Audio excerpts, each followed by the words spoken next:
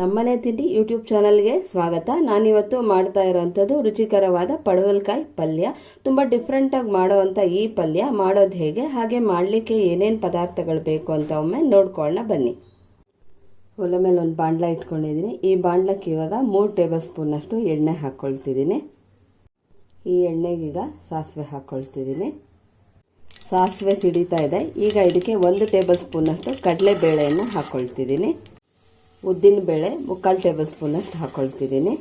ಇವೆರಡೂ ಸ್ವಲ್ಪ ಕೆಂಪಗಾಗೋ ತನಕ ಹುರ್ಕೊಳ್ತೀನಿ. ಈಗ ಇದಕ್ಕೆ ಒಂದು ದೊಡ್ಡ ಸೈಜಿನ ಈರುಳ್ಳಿಯನ್ನು ಈ ರೀತಿ ಹೆಚ್ಚಿಕೊಂಡಿದ್ದೀನಿ. ಇದನ್ನು ಹಾಕ್ಕೊಳ್ತೀನಿ. ಈರುಳ್ಳಿ ಹಾಕ್ಕೊಂಡ್ಮೇಲೆ 1 ರಿಂದ 1.5 ನಿಮಿಷದವರೆಗೂ ಹುರ್ಕೊಳ್ತೀನಿ. ಒಂದು ಮೀಡಿಯಂ ಸೈಜಿನ ಹುಳಿ ಟೊಮೆಟೊ ಈ ರೀತಿ ಸಣ್ಣದಾಗಿ ಹೆಚ್ಕೊಂಡಿದ್ದೀನಿ. ಇದನ್ನು ಹಾಕ್ಕೊಳ್ತಿದ್ದೀನಿ. ಟೊಮೆಟೊ ಇಷ್ಟಪಡೋರು ಇನ್ನೂ ಒಂದು ಕೂಡ ಹಾಕ್ಕೊಳ್ಬಹುದು.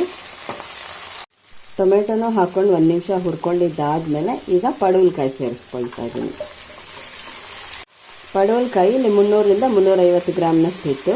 ಆ ಪಡವಲಕಾಯಿ ಮೇಲ್ಭಾಗ ಬಿಳಿ ಹೊಟ್ಟು ಏನಿರುತ್ತೆ ಸಿಪ್ಪೆ, ಅದನ್ನು ಚಾಕುನಲ್ಲಿ ಹೆರೆದ್ಬಿಟ್ಟು ಆಮೇಲೆ ತೊಳೆದು ಸಣ್ಣದಾಗಿ ಹೆಚ್ಚಿದ್ದೀನಿ. ಒಳಭಾಗದಲ್ಲಿರುವಂಥ ಬೀಜ ತಿರುಳು ಏನಿರುತ್ತೆ ಅದನ್ನೆಲ್ಲ ತೆಗೆದು ಹಾಕ್ಬಿಟ್ಟು ಸಣ್ಣದಾಗಿ ಹೆಚ್ಚಿ ಹಾಕ್ಕೊಂಡಿದ್ದೀನಿ.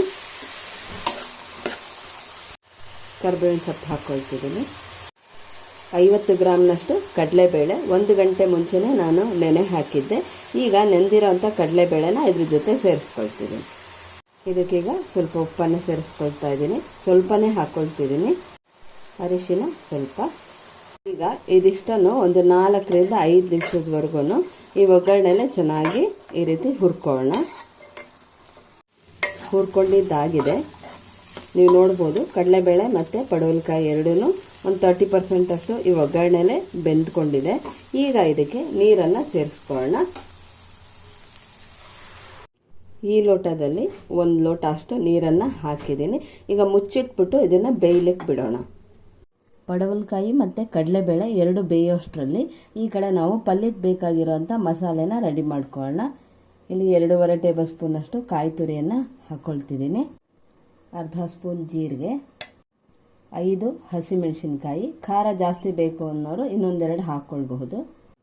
ಉಪ್ಪು ಹಾಕ್ಕೊಳ್ತಿದ್ದೀನಿ. ಆಗಲೇ ತರಕಾರಿ ಬೇಯಲಿಕ್ಕೆ ಸ್ವಲ್ಪನೇ ಉಪ್ಪನ್ನು ಹಾಕ್ಕೊಂಡಿದ್ದೀವಿ.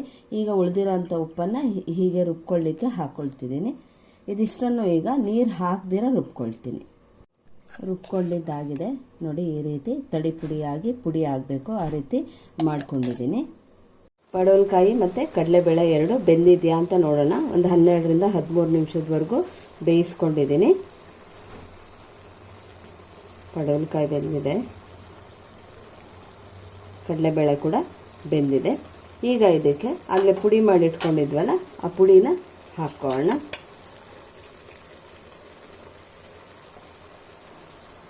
ಇದ್ರ ಜೊತೆಲೇ 3/4 ಟೇಬಲ್ ಸ್ಪೂನಷ್ಟು ಬೋಂಡ ಮಾಡೋ ಅಂಥ ಕಡಲೆ ಹಿಟ್ಟನ್ನು ಕೂಡ ಹಾಕ್ಕೊಳ್ತಿದ್ದೀನಿ. ಇದಿಷ್ಟು ಈಗ ಚೆನ್ನಾಗಿ ಬೆರೆಸ್ಕೊಳ್ಳೋಣ. ಅಂದರೆ ಕಡಲೆ ಹಿಟ್ಟಿದ್ದು ಮತ್ತು ನಾವು ಏನು ಹಸಿಮೆಣಸಿನ್ಕಾಯಿ ಅದು ಹಾಕ್ಕೊಂಡಿದ್ದೀವಿ ಅದೆರಡರದ್ದು ಸ್ವಲ್ಪ ಹಸಿ ವಾಸನೆ ಅಂದರೆ ಹಸಿ ಘಾಟೆಲ್ಲ ಹೋಗಬೇಕು. ಹಾಗಾಗಿ ಸ್ವಲ್ಪ ಇದನ್ನು 4 ರಿಂದ 5 ನಿಮಿಷದವರೆಗೂ ಈ ಪಲ್ಯದಲ್ಲೇ ಚೆನ್ನಾಗಿ ಈ ರೀತಿ ಮಾಡ್ಕೊಳ್ಬೇಕಾಗತ್ತೆ, ಬೆರೆಸ್ಕೊಳ್ಬೇಕಾಗತ್ತೆ. ನಿಮಗೆ ತೆಳ್ಳಗೆ ಬೇಕು ಅಂದರೆ ನಾನೀಗ ಇದಕ್ಕೊಂದು ಸ್ವಲ್ಪ ನೀರನ್ನು ಸೇರಿಸ್ಕೊಳ್ತಿದ್ದೀನಿ. ಮತ್ತು 1/4 ಲೋಟ ಅಷ್ಟು ನೀರನ್ನು ಹಾಕ್ಕೊಳ್ತಿದ್ದೀನಿ. ನಿಮಗೆ ಪಲ್ಯ ಏನಾದರೂ ಸ್ವಲ್ಪ ರಸದ ಥರ ಇರಬೇಕು ಅಂದರೆ ಇನ್ನು ಸ್ವಲ್ಪ ನೀರನ್ನು ಹಾಕ್ಕೊಳ್ಳಿ. ಇಲ್ಲ ನಮಗೆ ಉದ್ರಾಗಿ ಬೇಕು ಅಂತಂದರೆ ಇಷ್ಟೇ ನೀರು ಸಾಕಾಗುತ್ತೆ. ಇದು ಒಂದು 4 ರಿಂದ 5 ನಿಮಿಷದವರೆಗೂ ಇದೇ ರೀತಿ ಸ್ವಲ್ಪ ಹೀಗೆ ಹುರ್ಕೊಳ್ತೀನಿ. ಅಂದರೆ ಮುಚ್ಚಿಟ್ಟು ಕೂಡ ನೀವು ಬೇಯಿಸ್ಕೊಳ್ಬೋದು. ಮಧ್ಯದಲ್ಲಿ ಸ್ವಲ್ಪ ಕೈ ಆಡಿಸ್ತಾ ಇರಬೇಕಾಗುತ್ತೆ ಈ ರೀತಿ. ಈಗ ಪಲ್ಯ ರೆಡಿಯಾಗಿದೆ. ಕೊನೆಯಲ್ಲಿ ಸಣ್ಣದಾಗಿ ಹೆಚ್ಚಿರುವಂಥ ಕೊತ್ತಂಬರಿ ಸೊಪ್ಪನ್ನು ಹಾಕ್ಕೊಳ್ತಿದ್ದೀನಿ.